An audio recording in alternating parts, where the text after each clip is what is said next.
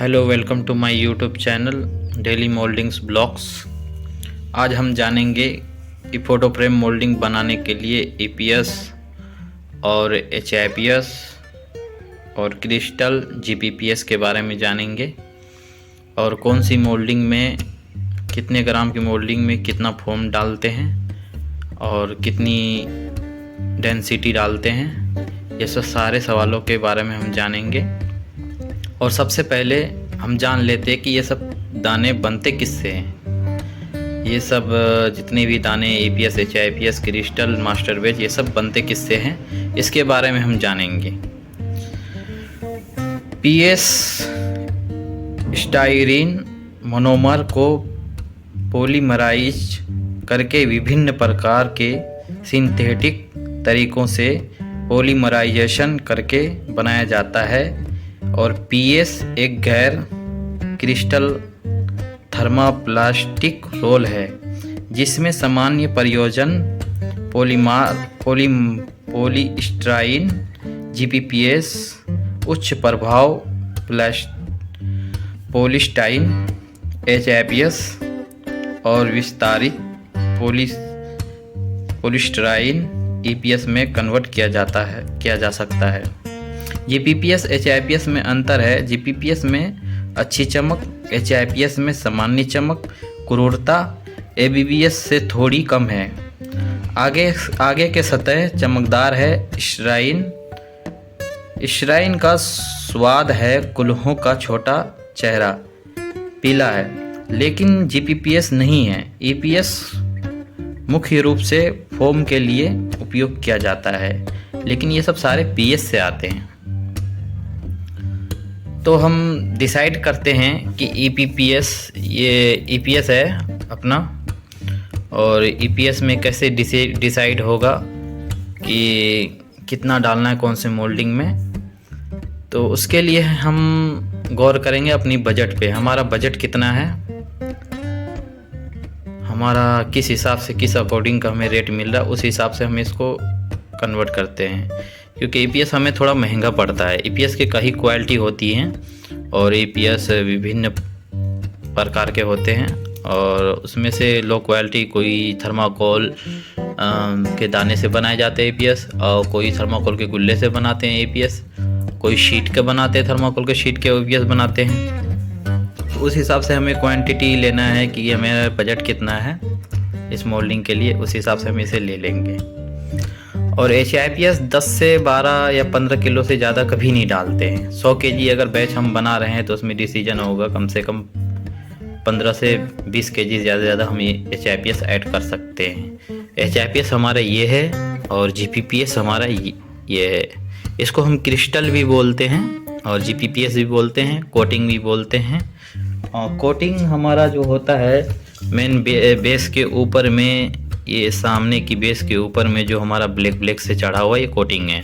और ये हमारा मास्टर बेज है, मल्टीपर्पज़ के लिए यूज़ किया जाता है। ये मास्टर बेज हमारा मल्टीपर्पज़ में यूज़ होता है किसी भी कलर को लाने के लिए। या ब्लैक के भी मास्टर बेज आते हैं, ऑरेंज के भी मास्टर बेज आते हैं, गोल्डन के भी मास्टर बेज आते हैं। ये सब सारे पीएस से आते हैं कन्वर्ट होकर के। पीएस के बारे में हमने शुरुआत में मैं आपको बता दिया पीएस क्या है, कैसे इसको कन्वर्ट किया जाता है इस प्लास्टिक को ईपीपीएस के लिए, एचआईपीएस के लिए और जीपीपीएस के लिए, सब कैसे तैयार है, एबीएस क्या है, सारी चीज़ मैंने आपको शुरुआत में बता दी है हमने। और हम अब डिसाइड करते हैं कि अगर हमको 100 केजी का बैच बनाना है तो उसमें से अगर हम फ़ोटो फ्रेम का वेस्ट, अगर स्क्रैप जो हम बोलते हैं, अगर फ़ोटो फ्रेम का स्क्रैप अगर आपके पास बचा है उस स्क्रैप को यूज़ करेंगे। अगर तो हम 25 किलो के आसपास अगर स्क्रैप ले रहे हैं तो हमारा 50 किलो ये हो गया, 50, 25, 75 हो गया। अब हमको डिसाइड करना है इसमें से कि हम एचआईपीएस कितना ले सकते हैं। एचआईपीएस जिस हमारे से वजन के कैलकुलेशन के हिसाब से, अगर हमारा मोल्डिंग में वेट ना बढ़े, एचआईपीएस हमारा क्वालिटी कैसा है, ज़्यादा सॉफ्ट है तो हम ज़्यादा लेंगे, अगर हार्ड है तो कम लेंगे ताकि वेट ना बढ़ाए। उस हिसाब से हम एचआईपीएस को हम थोड़ा कम ले लेंगे, 15 किलो के आसपास ले लेंगे। और हमारा ये बैच बन के तैयार हो गया। ये हमारा बैच हो गया। अगर 15 किलो हमने ले लिया, 75, 5, 80, 10, 90 किलो का बैच हो गया। अगर हम और बढ़ाना चाहते हैं तो ईपीएस और स्क्रैप में से बढ़ा के 100 केजी कर सकते हैं इसको। तो उम्मीद करता हूँ दाने का कन्फ्यूजन दूर हो गया होगा। और हमारा ये होता है कोटिंग के लिए, इसका रोल है सिर्फ कोटिंग में। GPPS अगर कोटिंग का सतह चमकदार और चमक चाहते हैं कि क्रिस्टल की तरह चमके, दूर से फोकस मारे, तो हम इसको यूज़ करते हैं। इसको हम यूज़ करते हैं कि चमक मारे मोल्डिंग, दूर से हमें चमक दिखाई दे। और मास्टर बेज का रोल ख़त्म हो गया। मास्टर बेज सिर्फ हमने कलर में लेने हैं, इसका कोई रोल नहीं है। सिर्फ हमें मोल्डिंग को कलर मल्टीपर्पज़ के लिए कोई से भी कलर लाने होते हैं तो ये हम मास्टर बेजेस में यूज़ करते हैं। मास्टर बेज का हमारा रोल यही है, सिर्फ कलर में यूज़ करते हैं। HIPS का मल्टीपर्पज़ यूज़ ये है कि ये मेन बेस में भी EPS के साथ मिल के फॉर्म में भी काम आता है, और EPS के साथ मिल के भी फॉर्म में काम आता है, और कोटिंग में भी काम आता है, और क्रिस्टल में भी मिल के काम आता है। HIPS का रोल 2 है, या तो कोटिंग में काम आएगा जो बेस सतह के ऊपर बताया था, सबसे ऊपर में कोटिंग की जगह काम आएगा ये HIPS।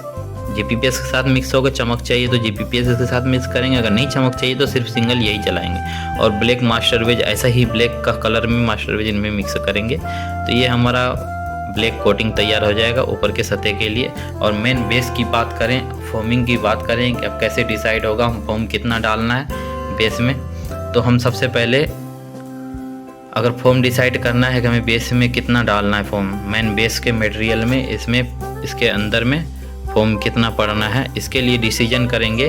तो सबसे पहले हम देखेंगे मोल्डिंग कितने ग्राम की है। अगर मोल्डिंग 500 से 600 ग्राम के आसपास है, अगर मोल्डिंग 500 से 600 ग्राम के आसपास है तो हम पाउडर डिसाइड करेंगे, कम से कम पाउडर हो। शुरुआत करेंगे 500 से 400 से शुरुआत करेंगे, 500 600 जितने हिसाब में हमारा वेट कंट्रोल हो जाए उस हिसाब से हमने इससे शुरुआत करनी है। अगर मोल्डिंग स्मॉल है, 280 ग्राम का है, तो 700 भी डालते हैं, 600 भी डालते हैं, 800 भी डालते हैं, 900 भी डालते हैं, 1 किलो भी डालते हैं।